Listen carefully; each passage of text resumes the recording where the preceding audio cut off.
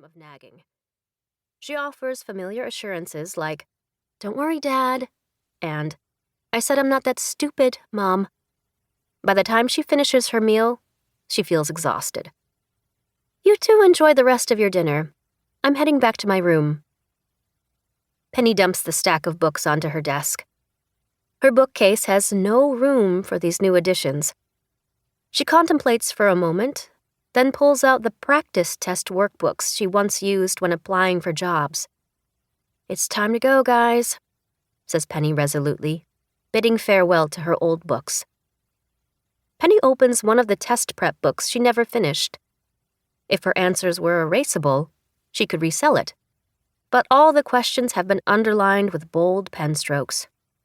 Disappointed, she flips through the pages until her eyes reach the last question she solved. Her furry, big-clawed Noctilica friend Assam had helped her with the question when she was preparing for the department store interview on the second floor of her favorite cafe. Q.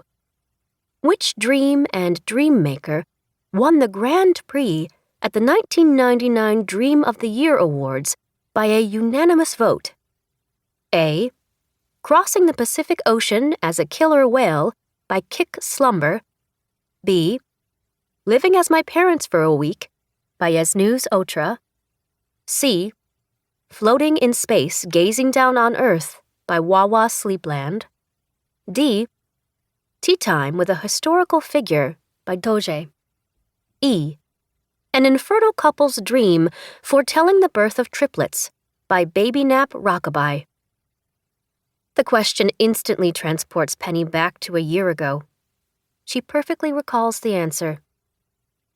It's A. Kick Slumber's debut work at age 13, mutters Penny with a confident smile, placing the book back down with a thud.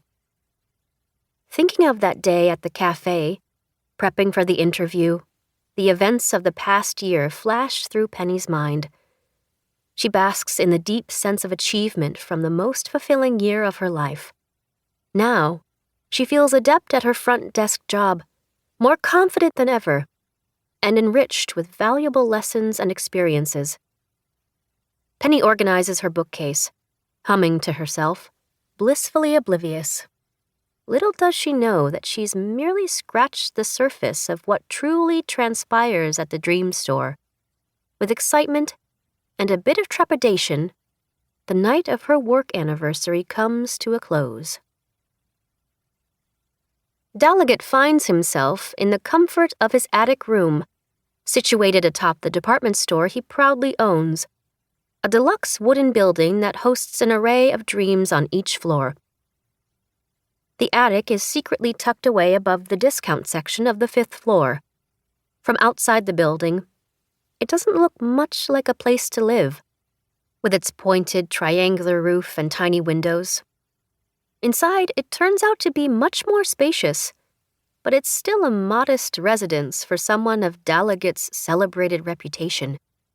People often ask if he ever dreams of living in a luxurious mansion like the famous dream makers or the other big store owners, but Dallergut does not intend to leave the cozy attic, which he has decorated to reflect his tastes and interests. More than anything, he quite enjoys the commute to his office on the 1st floor, which takes him less than 3 minutes. The attic is uniquely arranged with 4 beds in the center. Their headboards face each other, each with a different bed frame, mattress height, and bedding material. A custom-made canopy gracefully descends from the ceiling, enveloping the 4 beds so that whichever bed he sleeps in feels equally comfortable and open. The unique setup allows Dallergut to choose a different bed based on the mood and dream he wants to experience each night. It was, without a doubt, the biggest investment of his modest life. By contrast, everything else in his room appears to have been left unattended and neglected. The aging cabinetry has started to warp, making it challenging to open its doors. After repeated haphazard fixes, most of the appliances don't work well. The faded paint has long been peeling from the stained window frames. Even the censor. To keep listening to this audiobook, I've left you a link in the description so you can do it at no cost thanks to Audible's 30-day free trial.